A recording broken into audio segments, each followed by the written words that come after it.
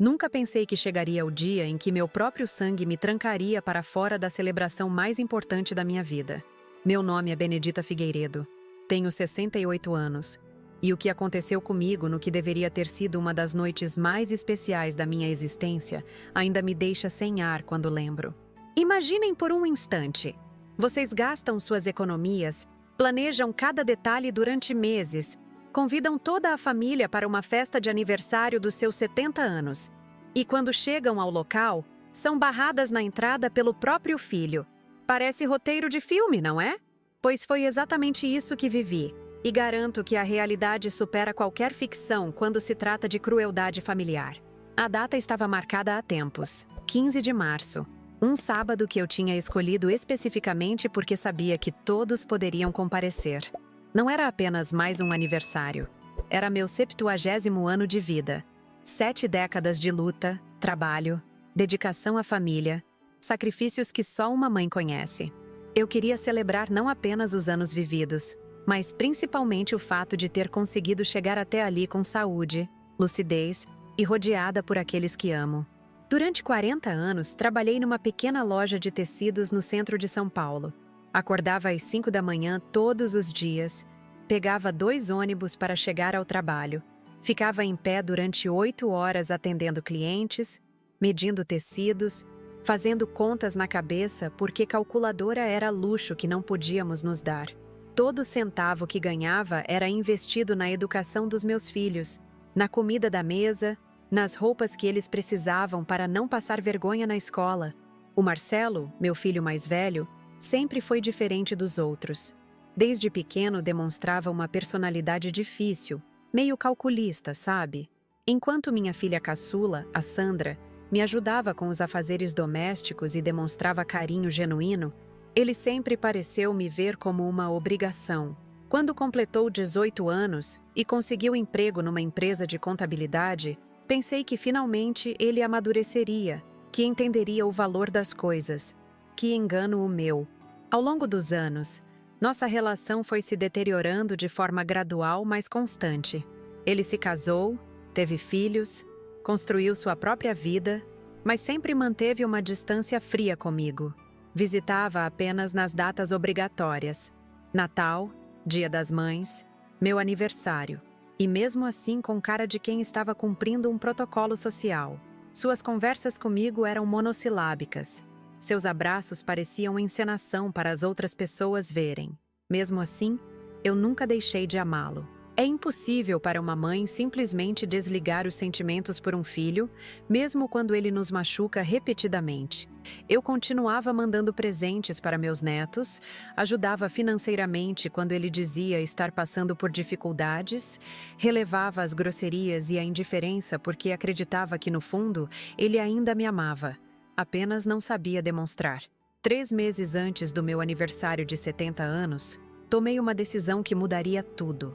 Estava cansada de comemorações pequenas, íntimas, onde a família se reunia obrigada na minha sala apertada, comendo bolo comprado na padaria e contando os minutos para ir embora. Dessa vez seria diferente. Dessa vez, eu faria uma festa digna de quem dedicou a vida inteira aos outros. Pesquisei vários locais até encontrar o Salão Vila Esmeralda, um espaço elegante no Jardim Europa que tinha capacidade para 150 pessoas. O valor do aluguel me assustou no início, R$ 3.000 só pelo salão, mas quando calculei que eram 70 anos de vida, 70 anos de trabalho duro, 70 anos de doação aos filhos, achei que merecia esse investimento em mim mesma. Não parei por aí. Contratei um buffet completo da Casa dos Salgados, uma empresa tradicional que fazia eventos para famílias importantes da cidade. Cardápio variado, com opções quentes e frias, mesa de frutas, bolo de 3 andares personalizado, tudo da melhor qualidade. Mais R$ 5.000 que saíam das minhas economias. Mas eu estava determinada a fazer dessa celebração algo inesquecível. A decoração ficou por conta da Flores em Arranjos, uma floricultura que indicaram no salão. Escolhi o tema dourado e branco porque sempre achei elegante e atemporal. Flores naturais em todos os arranjos, toalhas de linho importado, louças de porcelana, taças de cristal. Quando vi o orçamento de R$ 4.000 só para a decoração, respirei fundo e assinei o contrato. Era meu momento, meu investimento em felicidade. Faltava apenas a música, e aí decidi não economizar mesmo. Contratei a banda São Paulo Serenata, um conjunto de 5 músicos especializados em música popular brasileira, boleros e valsas. Eles tocariam ao vivo durante toda a festa. 3 horas de apresentação que custariam mais R$ 2.500. Quando somei tudo, o valor chegou a R$ 14.500. Quase toda a minha reserva de emergência acumulada durante anos. Minha filha Sandra ficou preocupada quando contei sobre os gastos. Ela achava exagerado. Dizia que eu poderia fazer algo mais simples e guardar esse dinheiro para alguma necessidade futura. Mas eu estava decidida. Quantas vezes na vida uma pessoa tem a oportunidade de celebrar 7 décadas de existência? Quantas vezes podemos reunir 3 ou 4 gerações da nossa família num mesmo ambiente? Os convites foram encomendados numa gráfica especial, papel perolado com letras douradas em relevo. Escrevi pessoalmente cada envelope, coloquei selo comemorativo dos correios, fiz questão de que chegassem com antecedência para que todos pudessem se organizar. Foram 80 convites distribuídos entre filhos, netos, sobrinhos, primos, amigos de décadas, vizinhos queridos, algumas colegas da antiga loja. Durante as semanas que antecederam a festa, vivi num estado de ansiedade misturada com euforia. Acordava pensando nos detalhes, dormia imaginando como seria ver todos reunidos celebrando comigo. Comprei um vestido azul marinho especial numa boutique cara, sapatos novos, fiz tratamento no cabelo, marquei manicure e pedicure para o dia anterior ao evento. A semana da festa chegou como um furacão de expectativas. Confirmei tudo com os fornecedores, religuei para parentes distantes para garantir que viriam, organizei uma lista de presença para controlar melhor a quantidade de convidados. Na quinta-feira, 2 dias antes do evento, o Marcelo me ligou oferecendo ajuda para verificar se estava tudo certo no salão. Na época, achei que finalmente ele estava demonstrando interesse genuíno pela minha felicidade. Disse que passaria no Vila Esmeralda na sexta-feira à tarde para conferir a decoração, testar o som da banda, verificar se o buffet tinha tudo preparado. Fiquei emocionada com essa atitude. Pensei que nossa relação estava melhorando, que ele finalmente reconhecia meu valor como mãe.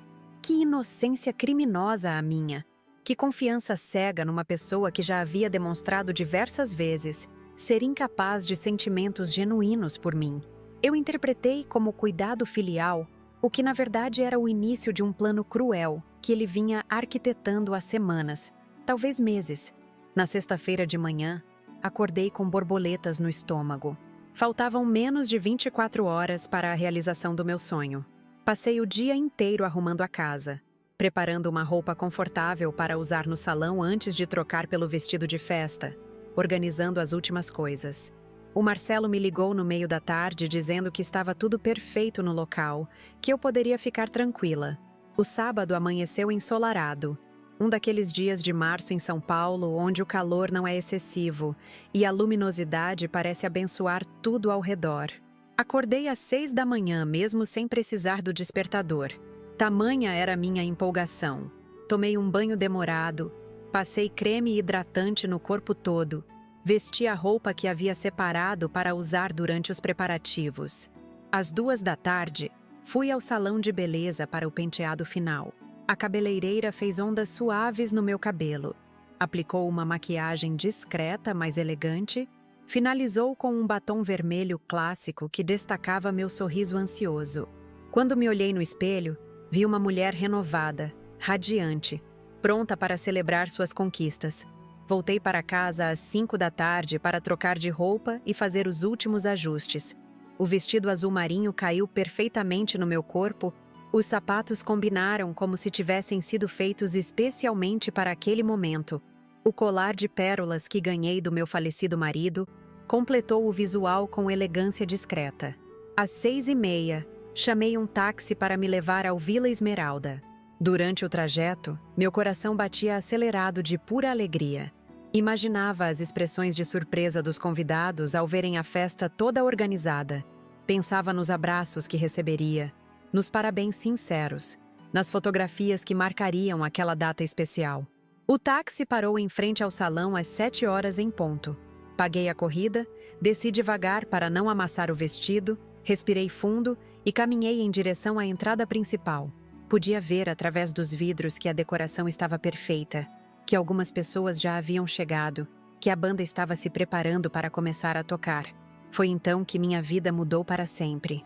Um segurança que eu não conhecia veio em minha direção com passos firmes e uma expressão séria que não combinava com o ambiente festivo. Antes mesmo que eu pudesse cumprimentá-lo ou explicar que era a aniversariante, ele me disse palavras que ainda ecoam na minha mente como um pesadelo recorrente. Agora vocês querem saber o que esse homem me disse? Querem descobrir como meu próprio filho foi capaz de transformar o dia mais esperado do meu ano numa humilhação pública? Querem entender que tipo de pessoa consegue olhar nos olhos da mãe e destroçar seu coração sem piscar? Deixem nos comentários de onde vocês estão assistindo esse relato, porque quero saber se existem pessoas assim nas famílias de vocês também. Se inscrevam no canal Vovó Lembrou, porque infelizmente minha história está apenas começando.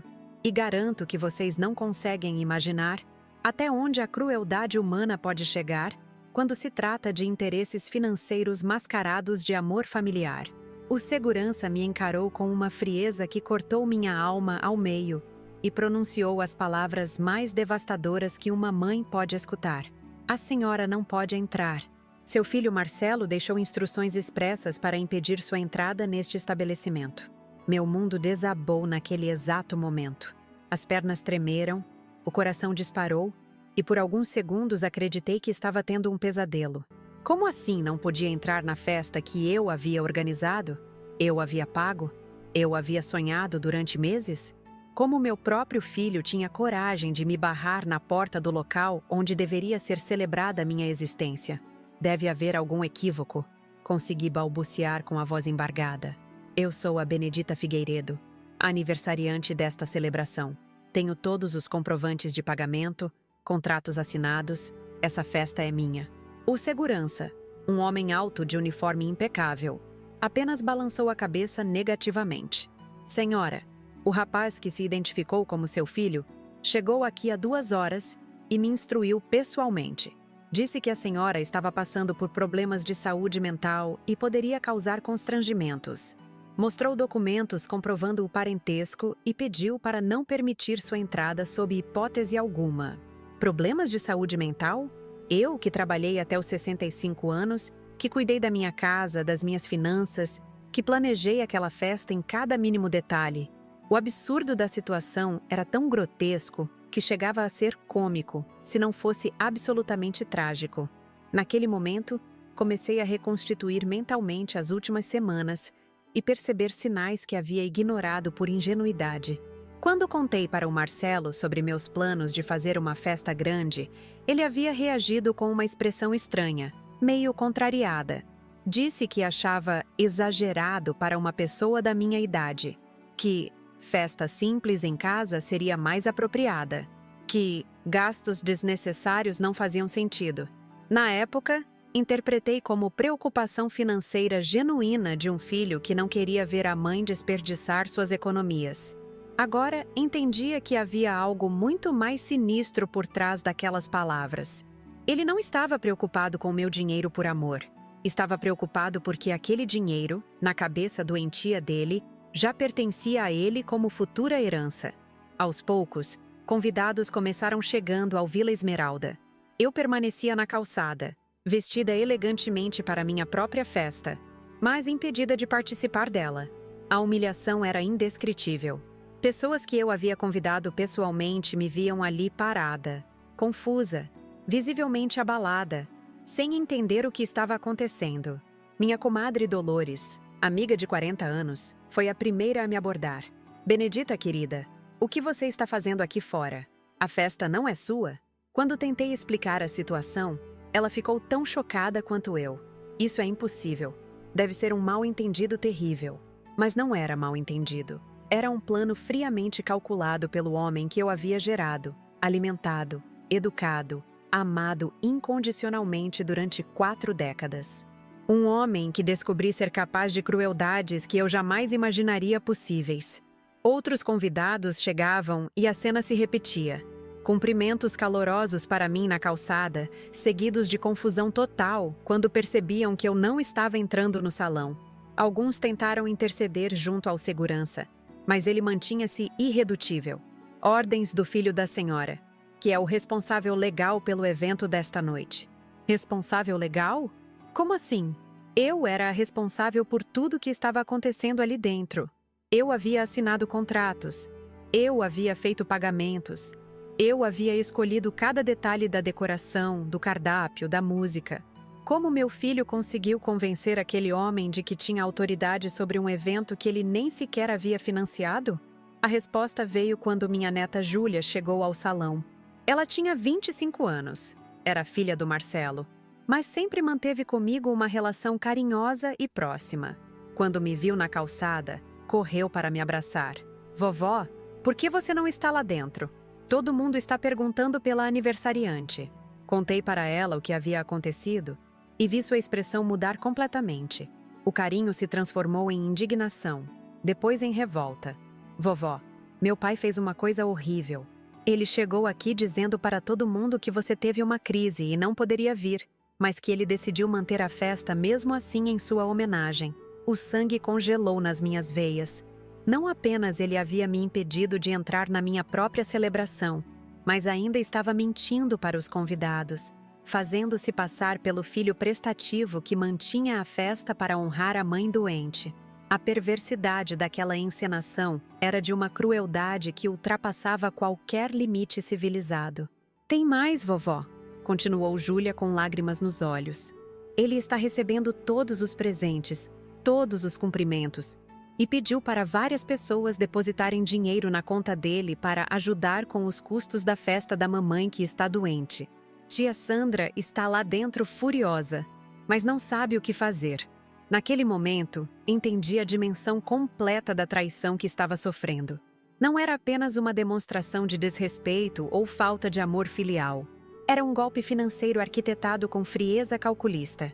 Meu filho estava lucrando financeiramente em cima da festa que eu havia pago, recebendo doações de parentes bem-intencionados que acreditavam estar ajudando uma filha dedicada. A Sandra, minha filha caçula, apareceu na entrada do salão visivelmente transtornada. Quando me viu na calçada, veio correndo. Mãe, o que está acontecendo?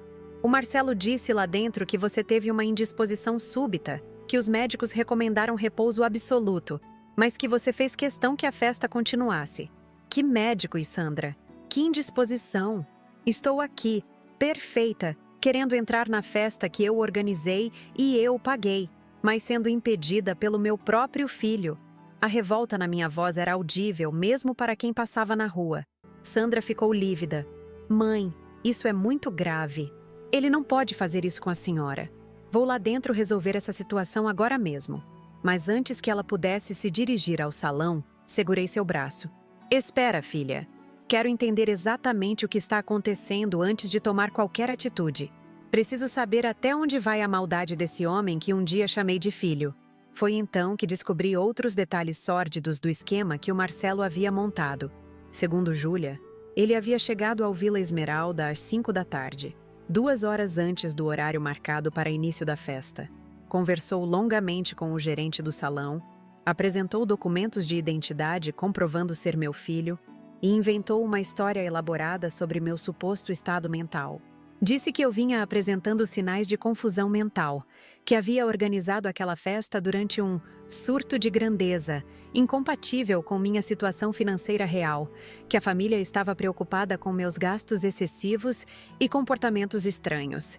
Mentiu dizendo que tinha procuração legal para tomar decisões em meu nome e que, como filho responsável, manteria a festa para não decepcionar os convidados, mas sem minha presença para evitar situações constrangedoras. A performance foi tão convincente que o gerente do salão e o segurança acreditaram completamente na versão dele. Na cabeça deles, estavam protegendo uma idosa confusa e seus familiares de uma situação embaraçosa. Jamais imaginariam que estavam sendo instrumentos de uma crueldade familiar sem precedentes. Mas havia mais. Júlia contou que dentro do salão, o Marcelo estava representando o papel de filho dedicado com maestria digna de um ator profissional. Recebia pêsames pela doença súbita da mamãe. Agradecia a compreensão de todos, dizia estar devastado por ela não poder estar presente em momento tão especial. Os convidados, tocados pela situação, expressavam solidariedade e muitos ofereciam ajuda financeira. Se precisar de alguma coisa para o tratamento dela, pode contar conosco. Tenho um médico excelente que pode avaliar o caso. Quanto custou essa festa? Vamos dividir os gastos para você não ficar no prejuízo. E o canalha aceitava tudo. Aceitava dinheiro, aceitava ofertas de ajuda, aceitava elogios pela dedicação filial, tudo baseado numa mentira grotesca enquanto eu permanecia na calçada, sendo humilhada como se fosse uma estranha perturbada. Mas o que mais me chocou foi descobrir que alguns parentes haviam transferido dinheiro para a conta dele já durante a própria festa. Tia Conceição, irmã do meu falecido marido, depositou R$ 500. Primo Alberto, que morava em Santos e havia feito questão de vir para minha festa, contribuiu com R$ 300.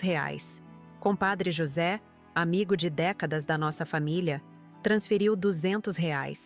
Em apenas 2 horas, enquanto eu sofria na calçada, meu filho havia arrecadado mais de R$ 1.000 em ajuda para custear a festa que eu já havia pago integralmente. Era um lucro líquido obtido através da mais vil das mentiras, aproveitando-se da boa-fé de pessoas que genuinamente se importavam comigo. A cada nova informação que recebia, minha revolta se transformava em algo mais profundo e perigoso. Uma frieza calculista que eu desconhecia possuir. Comecei a entender que não estava lidando apenas com um filho ingrato ou desrespeitoso. Estava diante de um sociopata capaz de qualquer coisa quando se tratava de vantagens financeiras. Aos poucos, fui conectando situações estranhas dos últimos anos que agora faziam sentido. As visitas carinhosas, que sempre coincidiam com épocas em que eu mencionava ter recebido algum dinheiro extra. O interesse súbito pela minha saúde sempre que eu comentava sobre consultas médicas ou exames. As perguntas casuais sobre minha situação financeira disfarçadas de preocupação filial. Ele não me visitava por amor. Visitava para monitorar minha condição física e mental, avaliando quando seria o momento oportuno para dar o próximo golpe. Aquela festa era apenas o início de um plano maior que provavelmente incluía me declarar incapaz mentalmente para assumir controle total das minhas finanças. Enquanto permanecia na calçada vendo meus convidados entrarem na festa que eu havia sonhado, uma transformação profunda acontecia dentro de mim. A Benedita ingênua, que sempre relevava as atitudes do filho por amor maternal, estava morrendo. Em seu lugar, nascia uma mulher que finalmente enxergava a realidade sem filtros românticos. Comecei a observar detalhes que antes ignorava. A forma como o Marcelo sempre mudava de assunto quando eu falava dos meus planos futuros. Como ele se mostrava contrariado toda vez que eu mencionava gastos com coisas que me davam prazer. Como seus olhos brilhavam de interesse apenas quando conversas envolviam dinheiro ou patrimônio. Durante 1h30, permaneci naquela calçada experimentando uma mistura tóxica de humilhação, raiva e desilusão. Alguns convidados, após descobrirem a verdade através da Sandra e da Júlia, saíram do salão para me apoiar. Outros, confusos com versões contraditórias, permaneceram dentro sem saber em quem acreditar. A situação estava se tornando um escândalo público que chamava a atenção de pedestres curiosos. Uma senhora elegantemente vestida na calçada, visivelmente perturbada, cercada por pessoas que gesticulavam indignadas, enquanto de dentro do salão vinha som de festa em andamento. O constrangimento era insuportável. Foi quando tomei uma decisão que mudaria tudo. Peguei meu celular e disquei um número que havia anotado anos antes, mas nunca precisei usar. O escritório de advocacia Rocha em Associados, que cuidava de questões familiares complexas e disputas patrimoniais. Doutor Rocha, aqui é Benedita Figueiredo. O senhor se lembra de mim? Procurei seu escritório há 2 anos para fazer meu testamento. A voz dele demonstrou surpresa pelo horário inusual da ligação. Eram quase 9 da noite de um sábado. Claro, dona Benedita. Em que posso ajudá-la? Doutor? Preciso que o senhor venha urgente ao Vila Esmeralda, no Jardim Europa. Traga os documentos do meu testamento e uma procuração para alteração imediata. Meu filho cometeu uma atrocidade e preciso tomar medidas drásticas ainda hoje. Não pode parecer exagerado chamar um advogado durante uma festa, mas naquele momento eu tinha certeza absoluta de que precisava agir imediatamente. Se esperasse até segunda-feira, até a próxima semana, minha indignação poderia esmorecer, meu coração de mãe poderia amolecer. Eu poderia encontrar desculpas para relevar mais uma vez a crueldade do Marcelo. Não, dessa vez seria diferente. Dessa vez ele havia ultrapassado todos os limites imagináveis e precisaria enfrentar as consequências reais dos seus atos. Se ele queria me tratar como uma estranha na minha própria festa, descobriria o que significava ser realmente tratado como estranho por mim. Enquanto esperava a chegada do Dr. Rocha, minha mente funcionava com uma clareza cirúrgica que eu desconhecia possuir. Não era mais a mãe magoada chorando na calçada. Era uma mulher determinada, planejando uma resposta à altura da ofensa recebida. E posso garantir que o que aconteceu a seguir foi além de qualquer coisa que meu filho, em sua arrogância, poderia ter imaginado. Dr. Rocha chegou ao Vila Esmeralda em menos de 40 minutos, dirigindo pessoalmente seu Mercedes preto. Homem de seus 60 anos, cabelos grisalhos impecavelmente penteados, traje social mesmo num sábado à noite. Sua presença imponente chamou a atenção imediata do segurança e de algumas pessoas que transitavam pela calçada. Dona Benedita? Ele cumprimentou com seriedade profissional. Conte-me exatamente o que aconteceu aqui. Relatei toda a situação, enquanto ele tomava notas numa pequena agenda de couro. Suas sobrancelhas se franziram progressivamente conforme eu descrevia os detalhes da trapaça montada pelo Marcelo. Quando terminei, ele balançou a cabeça com expressão grave. Senhora, isso configura múltiplas infrações legais. Apropriação indébita, estelionato, difamação, constrangimento ilegal. Seu filho pode responder criminalmente por essas condutas. Sua voz tinha a firmeza de quem conhecia profundamente as implicações jurídicas da situação. Naquele momento, senti uma força nova percorrendo minhas veias. Não estava mais sozinha naquela batalha. Tinha ao meu lado um profissional competente que entendia a gravidade dos fatos e estava disposto a me ajudar a restabelecer minha dignidade. Doutor, trouxe os documentos que solicitei? Perguntei com determinação que surpreendeu até mesmo a mim mesma. Sim, Dona Benedita. Tenho aqui uma via do seu testamento atual e modelos de alteração que podemos preencher imediatamente. Mas sugiro que pensemos calmamente antes de tomar decisões irreversíveis durante um momento de forte emoção. Olhei fixamente para aquele homem respeitável e respondi com uma convicção que brotava do mais profundo da minha alma. Doutor, tenho 68 anos. Criei esse rapaz com amor, dedicação, sacrifícios que nenhum filho deveria exigir de uma mãe. Hoje ele mostrou sua verdadeira face. Não há emoção aqui, há lucidez absoluta. Enquanto conversávamos, mais convidados continuavam chegando e presenciando a cena bizarra na entrada do salão. Tio Benedito, irmão mais novo do meu falecido marido, estacionou seu carro e veio direto me cumprimentar. Quando soube da situação, sua indignação foi explosiva.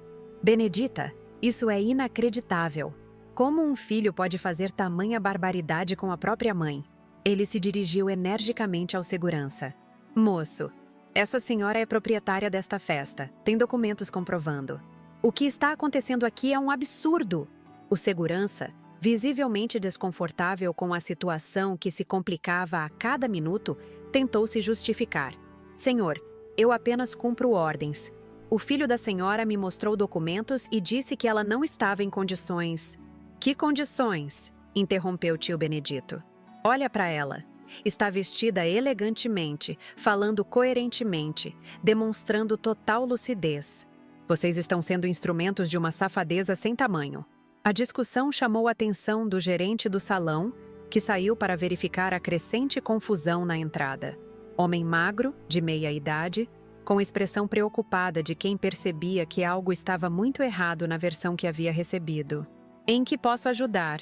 Perguntou diplomaticamente, tentando entender a situação. Dr. Rocha se apresentou formalmente. Sou advogado da senhora Benedita Figueiredo. contratante desta festa. Gostaria de esclarecer algumas informações que aparentemente foram passadas de forma equivocada para seus funcionários. O gerente ficou visivelmente nervoso. Estabelecimentos como o Vila Esmeralda dependem de sua reputação impecável, e escândalos envolvendo famílias em disputas podem arruinar anos de construção de credibilidade no mercado de eventos. Senhor gerente, continuou o Dr. Rocha, a senhora Benedita é a única responsável legal por este evento. Ela possui todos os contratos assinados, comprovantes de pagamento, e está em plenas condições mentais e físicas. Qualquer informação contrária constitui difamação e pode acarretar consequências legais para este estabelecimento.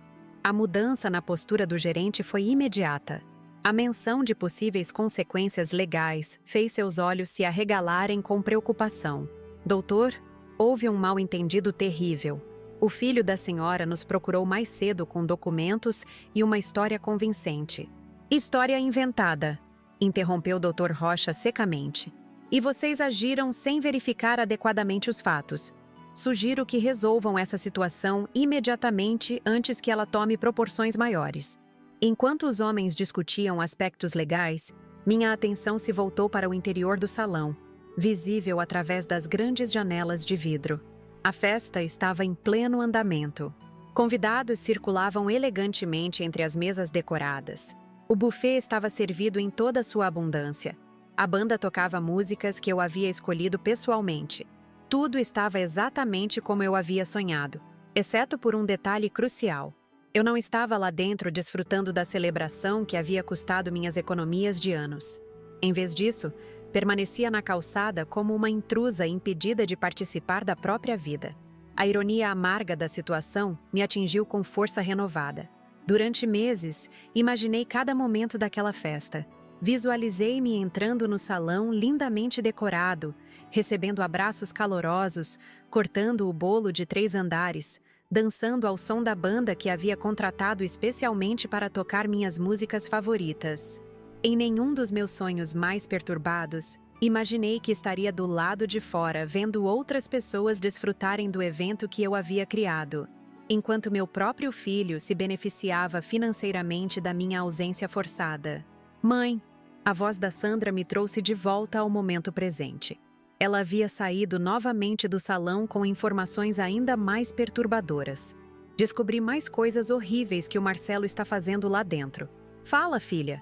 Nessa altura, nada mais pode me chocar. Ele está fotografando tudo, mãe. Está fazendo questão de aparecer nas fotos como se fosse o organizador da festa. Está postando nas redes sociais dele, agradecendo o carinho de todos pela homenagem que organizou para a mamãe doente. Os comentários estão cheios de elogios para ele. A descoberta dessa nova camada de perversidade me deixou momentaneamente sem palavras. Não bastava lucrar financeiramente com sua mentira. Ele ainda queria capitalizar socialmente a situação, construindo uma imagem pública de filho exemplar às custas da minha humilhação privada. Doutor Rocha, que havia escutado a conversa, fez uma anotação adicional em sua agenda. Dona Benedita, isso agrava ainda mais a situação legal. Uso indevido de imagem, apropriação de crédito alheio, construção de narrativa falsa em redes sociais. O conjunto de evidências está se tornando muito robusto. Júlia apareceu correndo da entrada do salão com lágrimas escorrendo pela maquiagem cuidadosamente aplicada. Vovó, não aguento mais ver essa situação. Meu pai está recebendo os parabéns que deveriam ser seus, está cortando o bolo que a senhora encomendou, está fazendo discurso sobre como é difícil cuidar de uma mãe idosa com problemas de saúde. O último comentário foi a gota d'água que transbordou minha paciência. Problemas de saúde? Eu, que caminhava 5 quilômetros todas as manhãs? Que subia 3 lances de escada diariamente sem perder o fôlego? Que controlava minha pressão, meu colesterol? Que fazia exames regulares e tinha saúde invejável para qualquer pessoa da minha idade? Chega! Disse em voz alta, surpreendendo a todos ao redor. Dr. Rocha, quero entrar naquele salão agora. É minha festa, paguei por ela, e vou participar dela querendo ou não querendo qualquer pessoa. O advogado assentiu com aprovação. Tem razão, dona Benedita. Nenhum filho tem direito legal de impedir uma mãe capaz de frequentar um local que ela mesma contratou. Caminhamos juntos em direção à entrada. O segurança tentou me barrar novamente, mas Dr. Rocha foi incisivo. Rapaz, qualquer tentativa de impedir a entrada desta senhora constituirá constrangimento ilegal. Ela é a contratante do evento e está acompanhada de representação legal. Sugiro que se afaste. A autoridade na voz do advogado, combinada com sua presença imponente, fez o segurança recuar imediatamente. Finalmente, após 2 horas de humilhação na calçada, atravessei a porta do Vila Esmeralda e entrei na festa dos meus 70 anos. O impacto da minha entrada foi instantâneo e dramático. Conversas cessaram. Pessoas se viraram para me olhar. Um murmúrio de surpresa percorreu todo o salão. Eu estava ali, elegante e digna, desmentindo completamente a versão de doença mental que havia sido espalhada. No centro do salão, junto à mesa principal onde deveria estar o bolo do meu aniversário, encontrei o Marcelo com uma expressão de pânico que jamais esquecerei. Ele segurava um pedaço de torta, meu bolo de aniversário, e conversava animadamente com alguns tios distantes quando me viu. O pedaço de bolo caiu de sua mão e se espatifou no chão de mármore do salão. Sua cara empalideceu instantaneamente, como se tivesse visto um fantasma.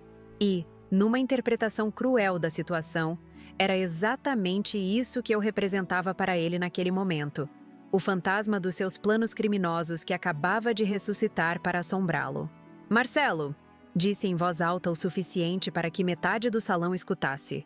Que bela festa você organizou. Pena que esqueceu de convidar a aniversariante. O silêncio que se seguiu foi ensurdecedor. 200 pessoas pararam de comer, beber e conversar para presenciar o confronto entre mãe e filho que estava prestes a acontecer. A banda, percebendo a tensão no ambiente, interrompeu a música no meio de uma canção. Mãe, gaguejou Marcelo tentando recuperar a compostura. Que bom que você melhorou. Estávamos todos preocupados com sua indisposição súbita. Que indisposição, Marcelo? Cortei sua fala teatral. Estou aqui, perfeita, querendo saber por que fui impedida de entrar na festa que eu organizei, eu paguei, eu sonhei durante meses. Percebi nos rostos dos convidados uma confusão crescente. Pessoas começaram a sussurrar entre si, tentando entender qual versão era verdadeira. A mulher doente e confusa que justificara minha ausência? Ou a senhora lúcida e indignada que acabara de entrar no salão? Doutor. Rocha se posicionou estrategicamente ao meu lado, sua presença profissional emprestando credibilidade às minhas palavras. Senhoras e senhores, anunciou com voz que ecoou por todo o ambiente. Sou advogado da dona Benedita Figueiredo, única responsável pela contratação e pagamento desta festa. O impacto dessas palavras foi como uma bomba explodindo no meio da celebração. Convidados se entreolharam com expressões de choque e desconforto. Alguns já começavam a entender que haviam sido enganados, que suas doações generosas basearam-se numa mentira elaborada. Marcelo tentou uma última cartada desesperada. Mãe, a senhora não está se sentindo bem. Talvez seja melhor irmos para casa, conversarmos com calma. Mas eu não era mais a mesma mulher que ele havia humilhado na calçada 2 horas antes. Aquela experiência havia forjado em mim uma determinação de ferro que ele não conhecia e pela qual não estava preparado. Não vou a lugar nenhum, Marcelo. Esta é minha festa. Estas são minhas convidadas. Este é meu bolo, meu buffet, minha banda. E agora chegou a hora de todos saberem exatamente quem pagou por tudo isso e quem inventou essa história grotesca para me impedir de participar da minha própria celebração. O momento da verdade havia chegado. Não haveria mais meias palavras, mais diplomacia familiar, mais relevância maternal. O filho que eu havia amado incondicionalmente durante décadas iria finalmente conhecer uma face minha que ele nunca havia imaginado existir. O que aconteceu nos minutos seguintes transformou completamente a atmosfera do Vila Esmeralda. Comecei a caminhar pelo salão, cumprimentando cada convidado individualmente, agradecendo pela presença na festa que eu havia organizado. A cada abraço, a cada sorriso genuíno de alívio por me verem bem, a farsa montada pelo Marcelo se desmoronava publicamente.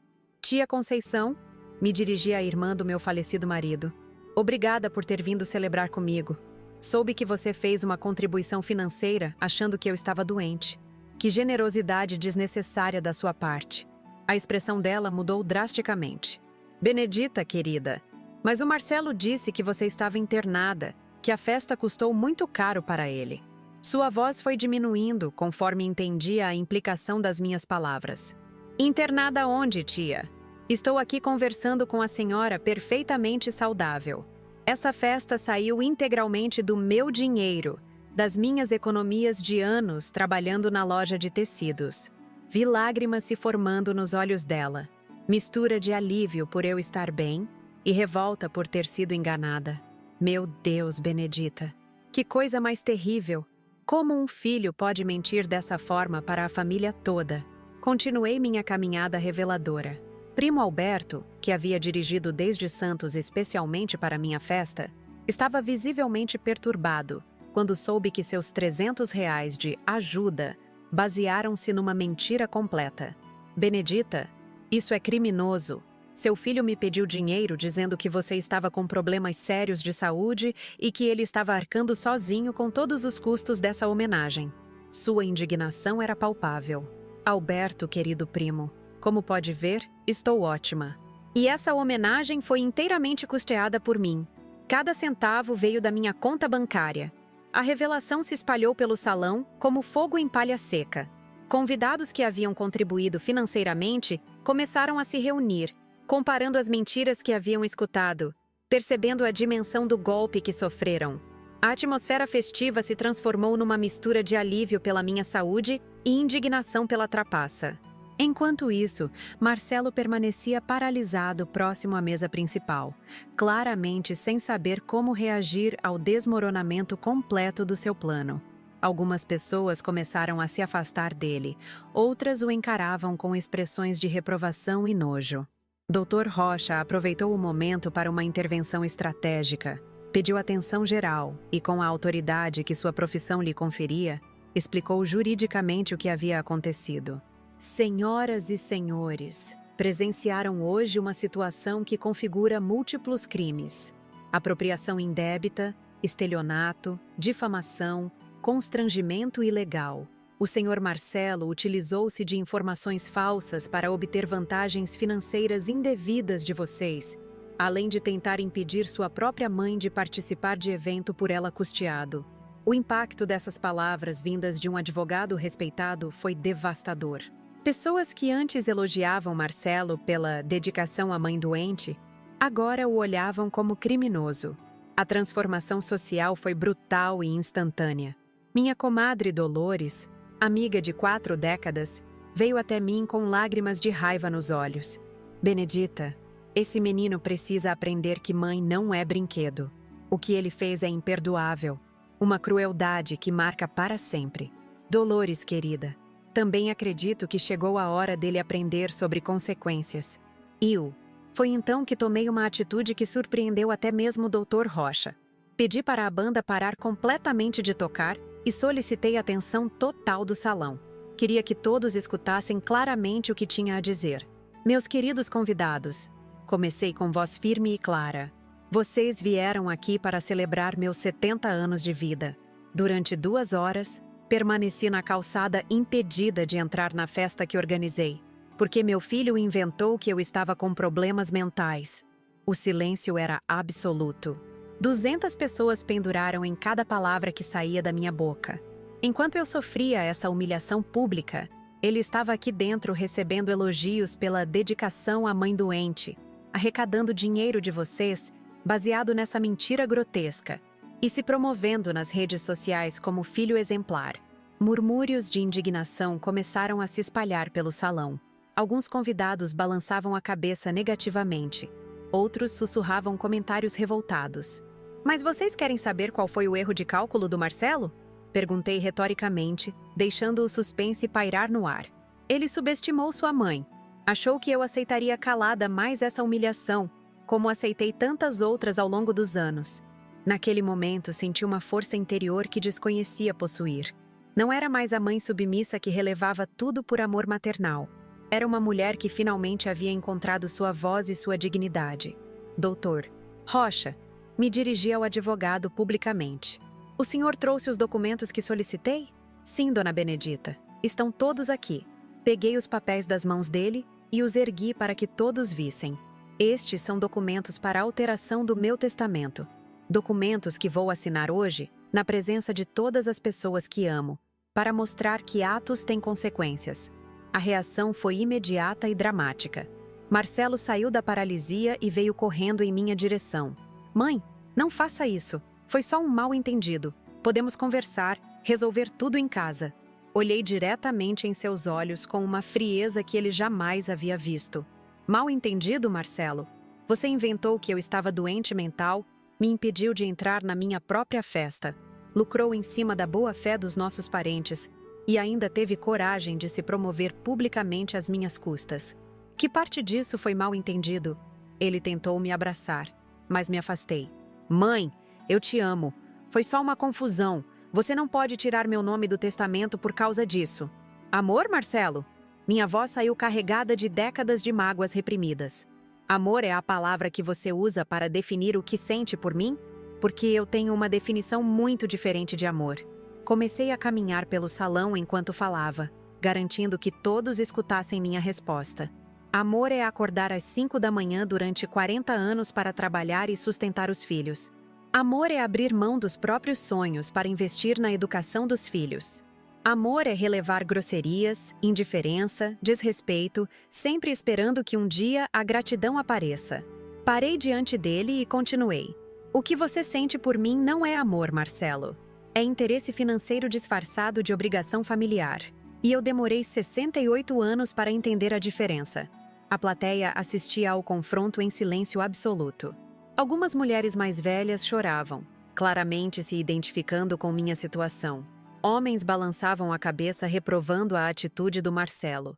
Júlia, minha neta, veio até mim com lágrimas nos olhos.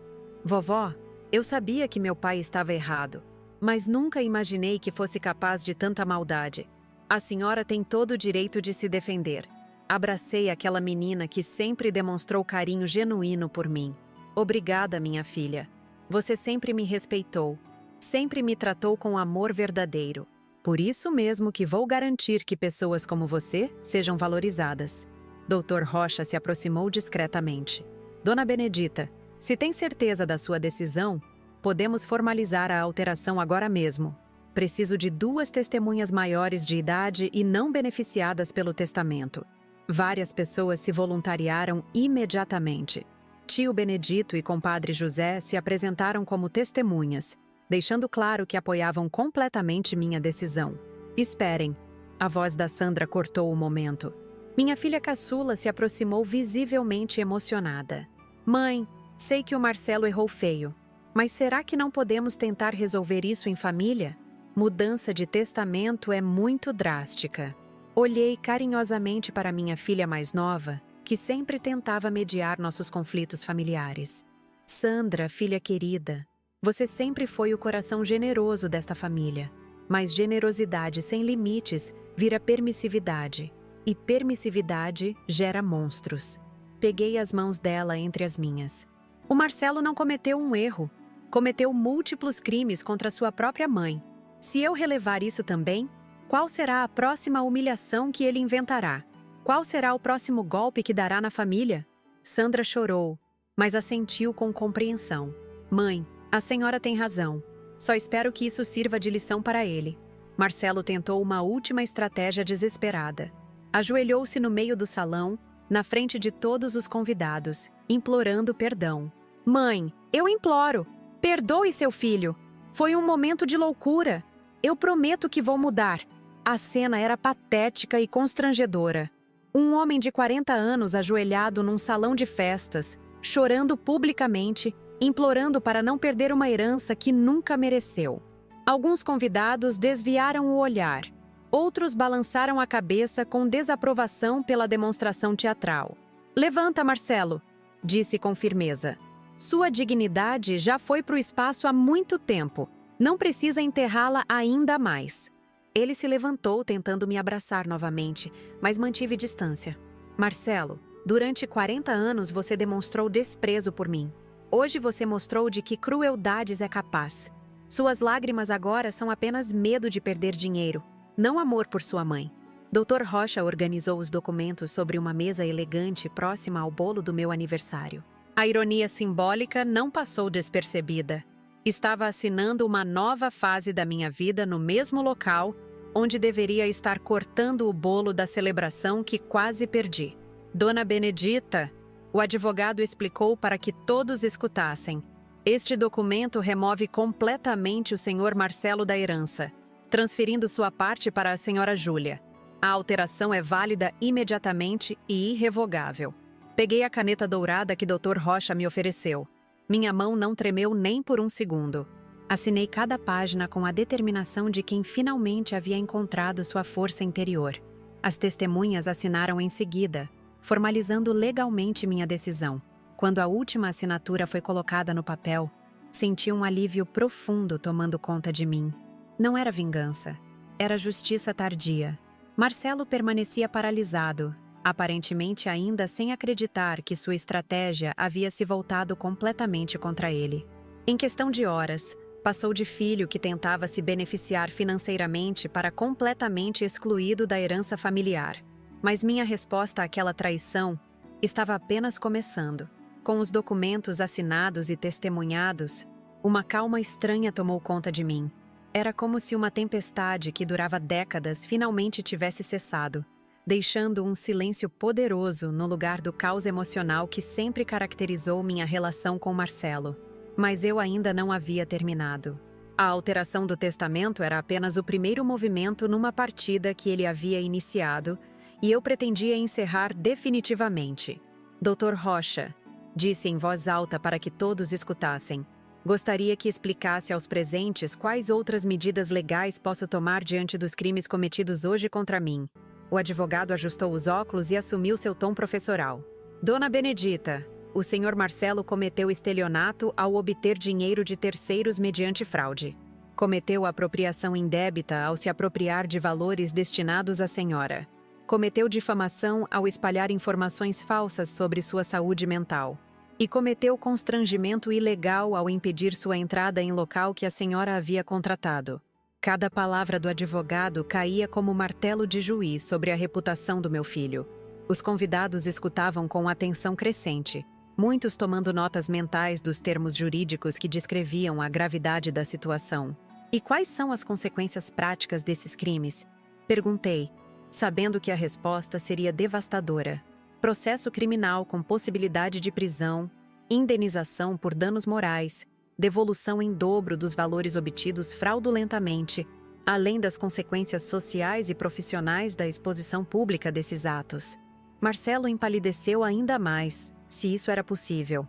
Aparentemente, em sua arrogância, havia planejado apenas os benefícios do seu golpe, jamais considerando as possíveis consequências legais. Mas antes de decidir sobre medidas criminais, tinha outras questões práticas a resolver. Peguei meu celular e liguei para o banco onde mantinha conta corrente há mais de 20 anos. Alô, central de atendimento? Aqui é Benedita Figueiredo. Conta número 465789. Preciso bloquear imediatamente todos os cartões adicionais vinculados à minha conta. Fiz questão de falar alto o suficiente para que Marcelo escutasse cada palavra. A funcionária do banco confirmou que havia 2 cartões adicionais emitidos em nome de Marcelo Figueiredo. Senhora, para bloqueio imediato precisarei confirmar alguns dados pessoais. Respondi todas as perguntas de segurança publicamente, transformando aquela ligação numa demonstração clara de que estava retirando qualquer acesso que ele tinha às minhas finanças. Perfeito, senhora Figueiredo. Os cartões foram bloqueados e cancelados definitivamente. O senhor Marcelo será notificado por SMS sobre o cancelamento. Desliguei o telefone e imediatamente fiz outra ligação, desta vez para a administradora do plano de saúde. Durante anos, eu pagava mensalidade integral de convênio médico para Marcelo e sua família, algo que custava mais de R$ 800 mensais. Preciso cancelar a cobertura dos beneficiários Marcelo Figueiredo, Cláudia Regina Santos Figueiredo e filhos. Mantenham apenas minha cobertura individual.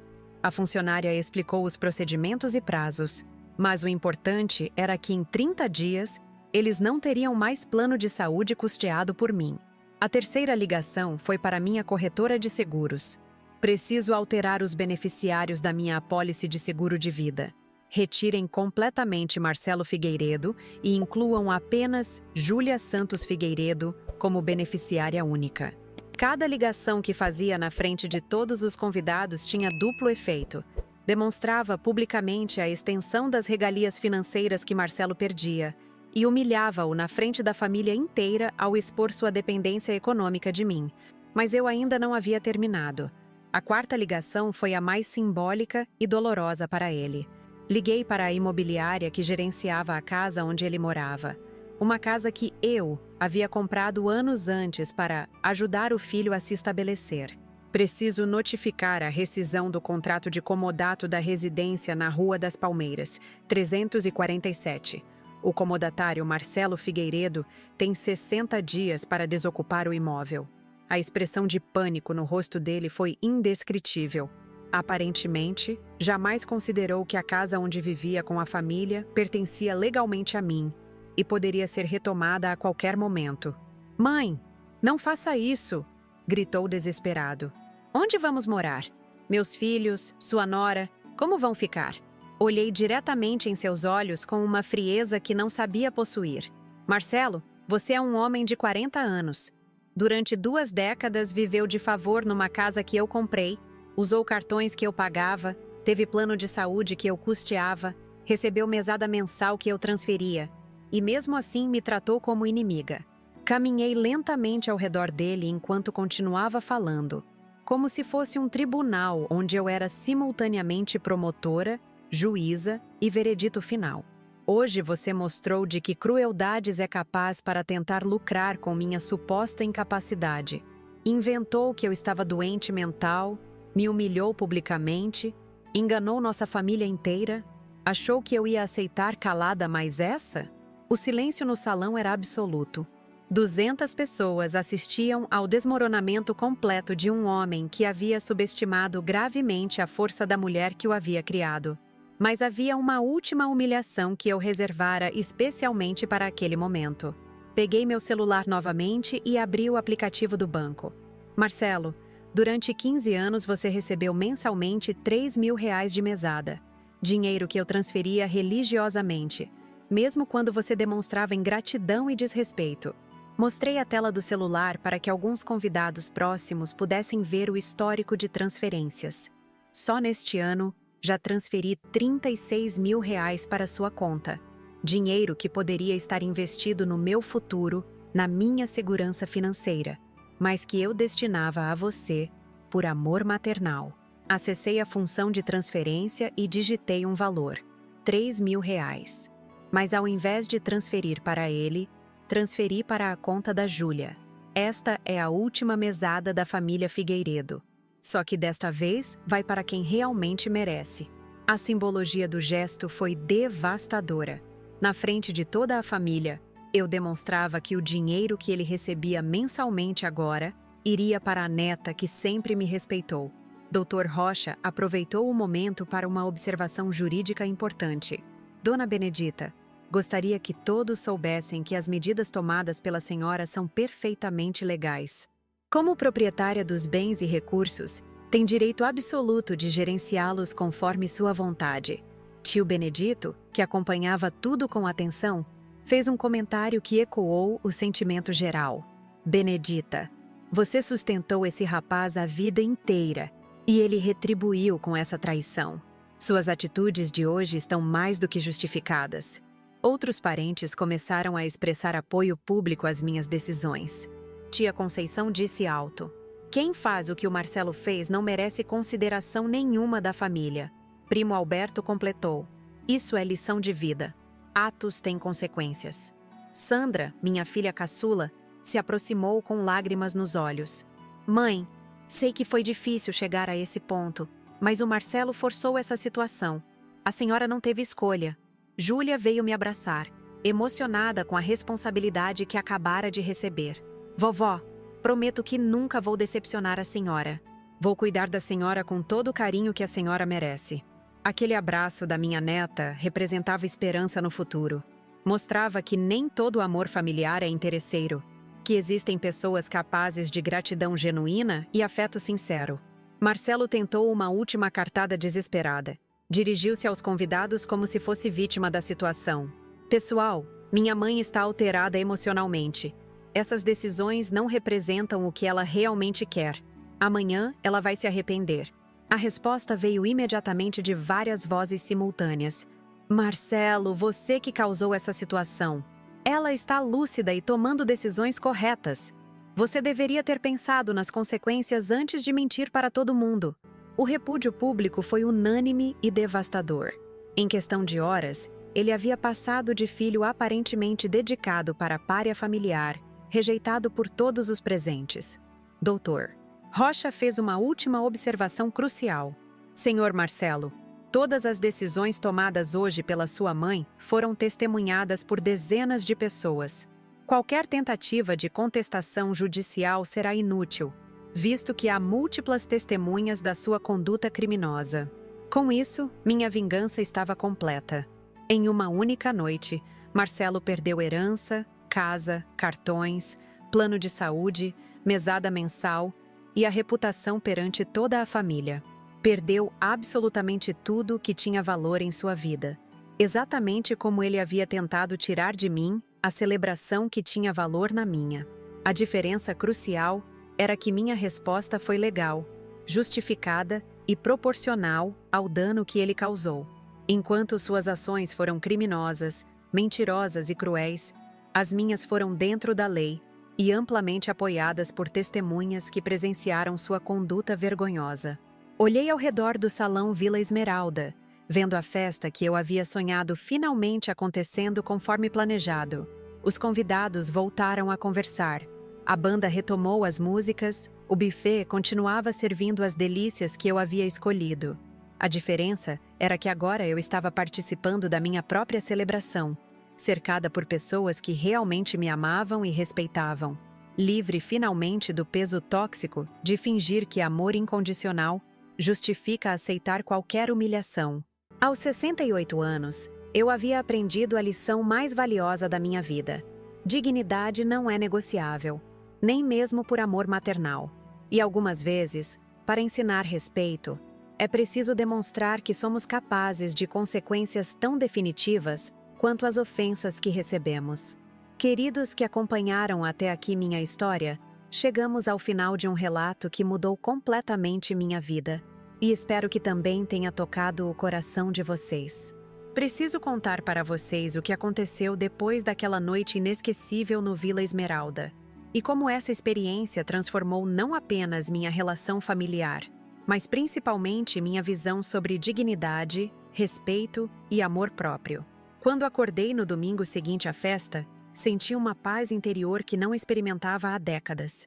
Pela primeira vez em anos, não havia aquela sensação constante de estar caminhando sobre cascas de ovos, tentando agradar um filho que jamais demonstraria gratidão genuína. A Benedita, submissa e tolerante, havia morrido naquela calçada do Vila Esmeralda. Em seu lugar, renasceu uma mulher que finalmente conhecia seu próprio valor. Os primeiros dias após a festa foram reveladores de muitas formas. Recebi dezenas de ligações de parentes e amigos que estavam presentes naquela noite, todos expressando apoio total às minhas decisões. Tia Conceição me ligou chorando, dizendo que havia perdido o sono pensando na crueldade do que Marcelo fez. Primo Alberto veio me visitar pessoalmente para dizer que eu havia dado uma lição que ele jamais esqueceria. Mas as ligações mais tocantes vieram de pessoas que eu nem sabia que entendiam minha situação. Dona Maria, vizinha há 15 anos, me procurou para contar que sempre percebeu como o Marcelo me tratava com frieza durante as visitas. Comadre Dolores confessou que várias vezes quis me alertar sobre o comportamento dele, mas não sabia como abordar assunto tão delicado. Descobri que meu sofrimento silencioso era mais visível do que eu imaginava. Pessoas próximas percebiam a infelicidade que eu tentava esconder por vergonha de admitir que um filho me tratava mal. Essa descoberta foi simultaneamente dolorosa e libertadora. Dolorosa porque revelava anos de humilhação desnecessária. Libertadora porque mostrava que eu não estava sozinha. Júlia, minha neta querida, veio me visitar na terça-feira seguinte à festa. Estava visivelmente emocionada com a responsabilidade que havia recebido, mas principalmente aliviada por eu ter finalmente me defendido. Durante nossa conversa, ela revelou detalhes sobre o comportamento do Marcelo que eu desconhecia completamente. Aparentemente, ele costumava falar mal de mim para a esposa e filhos, reclamando da chatice da velha que fica enchendo o saco, referindo-se às minhas ligações carinhosas. Dizia que eu era grudenta demais e que mal podia esperar para se livrar dessa responsabilidade. Ouvia essas coisas da própria neta dele foi como receber punhaladas no coração, mas também confirmou que minhas decisões foram acertadas. A Júlia também me contou que a situação financeira do Marcelo era bem pior do que eu imaginava. Ele havia acumulado dívidas significativas em cartões de crédito e empréstimos pessoais, sempre contando com minha herança futura para resolver os problemas. A festa do meu aniversário havia sido vista por ele como oportunidade de conseguir dinheiro extra, através da falsa arrecadação para ajudar a mãe doente. Quando soube disso, entendi que não havia sido vítima de um surto de crueldade momentânea. Tinha sido alvo de um plano calculado, arquitetado por semanas, com o objetivo específico de obter vantagens financeiras às minhas custas. Essa revelação eliminou qualquer resquício de culpa maternal que eu ainda pudesse sentir. A situação legal evoluiu rapidamente. Dr. Rocha me procurou alguns dias depois da festa com propostas interessantes. Várias pessoas que haviam sido enganadas pelo Marcelo queriam processar criminalmente por estelionato. Tia Conceição, primo Alberto e compadre José decidiram formalizar denúncia, mesmo eu tentando dissuadi-los. Benedita, disse tia Conceição com firmeza, isso não é só sobre o dinheiro que perdemos, é sobre o princípio. Seu filho não pode sair impune após enganar família inteira e humilhar a própria mãe publicamente. Doutor Rocha explicou que tinha elementos mais do que suficientes para um processo criminal robusto. Além das testemunhas da festa, conseguiu extratos bancários mostrando as transferências fraudulentas, prints das redes sociais onde Marcelo se promovia falsamente, e até gravações de áudio de algumas conversas onde ele mentia sobre minha saúde. Decidi não participar diretamente do processo criminal. Afinal, já havia aplicado minha própria justiça retirando todos os benefícios que ele recebia. Mas não impedi que outros familiares seguissem adiante com as denúncias. Algumas vezes, é necessário que pessoas enfrentem consequências legais para entenderem a gravidade dos seus atos. O impacto social foi devastador para Marcelo. Em questão de semanas, a história se espalhou por toda a nossa rede de relacionamentos. Funcionários da empresa onde ele trabalhava souberam do caso. Vizinhos comentavam a situação. Conhecidos evitavam cumprimentá-lo na rua. A reputação que levou décadas para construir desmoronou em poucos dias. Mais doloroso ainda foi o impacto familiar. Vários parentes que antes o tratavam cordialmente passaram a demonstrar frieza ou desaprovação aberta. Natal daquele ano foi particularmente revelador. Ele não foi convidado para nenhuma das confraternizações tradicionais da família, mas as consequências mais difíceis para ele foram as financeiras. Sem os cartões que eu pagava, sem a mesada mensal, sem plano de saúde custeado por mim, e principalmente sem a casa onde morava de favor, ele enfrentou uma realidade econômica brutal. Soube através da Júlia que ele teve que alugar um apartamento pequeno em bairro distante, vender o carro para quitar algumas dívidas mais urgentes, e até mesmo a esposa precisou procurar emprego para complementar a renda familiar. A vida confortável que ele levava às minhas custas havia terminado abruptamente. Tentou me procurar várias vezes durante os meses seguintes. Mandou mensagens pelo WhatsApp pedindo uma conversa para esclarecer mal-entendidos. Apareceu na minha casa algumas vezes, mas eu não recebi. Chegou até mesmo a mandar flores no Dia das Mães com cartão pedindo perdão, mas eu havia aprendido uma lição fundamental. Perdão sem arrependimento genuíno é apenas convite para novas humilhações. E arrependimento genuíno não vem de consequências financeiras, mas de compreensão real do mal causado. Nunca vi no Marcelo sinais de que ele entendia a gravidade emocional do que havia feito. Minha vida, por outro lado, floresceu de maneiras que eu não esperava. Livrei-me do peso emocional constante de tentar agradar alguém que jamais se agradaria. Parei de gastar mensalmente milhares de reais sustentando um homem adulto e sua família. Comecei a investir em coisas que realmente me traziam felicidade. Matriculei-me num curso de pintura em tela que sempre quis fazer, mas nunca sobrava dinheiro depois de pagar todas as regalias do Marcelo. Viajei para o litoral algumas vezes, hospedando-me em hotéis confortáveis sem culpa de estar gastando a herança dos filhos. Reformei minha casa, trocando móveis antigos por peças que realmente me agradavam. Júlia se tornou uma companhia maravilhosa. Ela me visita regularmente, não por obrigação ou interesse financeiro, mas por carinho genuíno. Conversamos sobre livros, filmes, planos futuros. Ela me apresentou tecnologias novas, me ensinou a usar aplicativos no celular, me ajudou a criar perfis em redes sociais. Sandra, minha filha caçula, também se aproximou ainda mais. Sempre foi carinhosa, mas nossa relação ficou mais profunda depois que eliminei a fonte de tensão constante que era o comportamento do irmão dela. Nossos almoços de domingo se tornaram momentos de paz e alegria genuína. Hoje, 2 anos depois daquela festa memorável, posso dizer com certeza absoluta que foram as melhores decisões que tomei na vida. Não apenas por ter me livrado de uma relação tóxica, mas principalmente por ter descoberto minha própria força interior. Aprendi que amor maternal não significa aceitar qualquer tratamento. Aprendi que respeito se conquista estabelecendo limites claros. Aprendi que algumas pessoas só compreendem a importância dos outros quando os perdem completamente. E aprendi que nunca é tarde para defender nossa dignidade. Esta história que compartilhei com vocês não é apenas sobre uma festa de aniversário que deu errado. É sobre uma mulher que finalmente encontrou coragem para dizer basta, depois de décadas de tolerância excessiva. É sobre a descoberta de que merecemos ser tratadas com carinho e respeito, especialmente por aqueles que mais amamos. Sei que muitas de vocês que estão assistindo podem estar passando por situações parecidas. Filhos que só aparecem quando precisam de dinheiro. Parentes que nos tratam como obrigação em vez de bênção. Familiares que abusam da nossa generosidade, achando que nunca haverá consequências.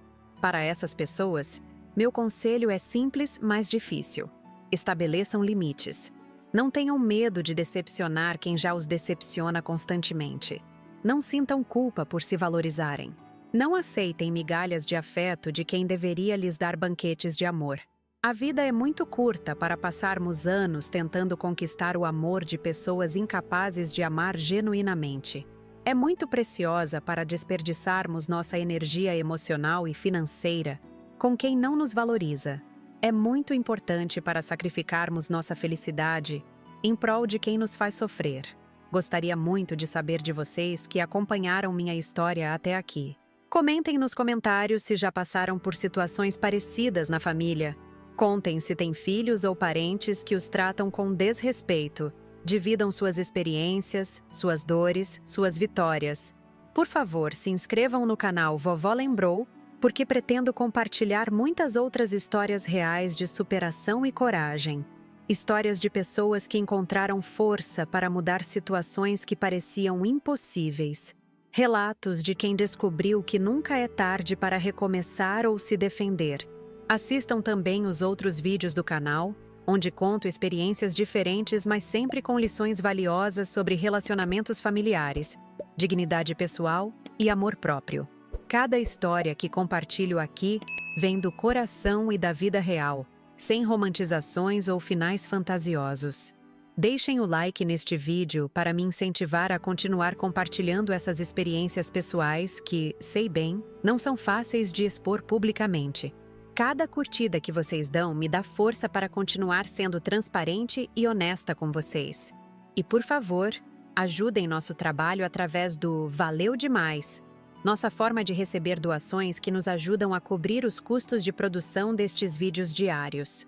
Gravar, editar, preparar todo esse conteúdo tem custos significativos, E o apoio financeiro de vocês é fundamental para mantermos a qualidade e regularidade das publicações. Cada contribuição, por menor que seja, faz diferença enorme para sustentarmos este canal e trazermos cada vez mais histórias reais que possam ajudar outras pessoas em situações difíceis. O Valeu Demais não é apenas uma doação, é um investimento em conteúdo que pode transformar vidas e relacionamentos. Muito obrigada por terem acompanhado minha história até o final. Espero que ela tenha tocado vocês da mesma forma que mudou minha vida contá-la. Até o próximo relato aqui no Vovó Lembrou, onde continuarei dividindo experiências reais de mulheres que encontraram coragem para se valorizar e se defender. Um abraço carinhoso no coração de cada um de vocês.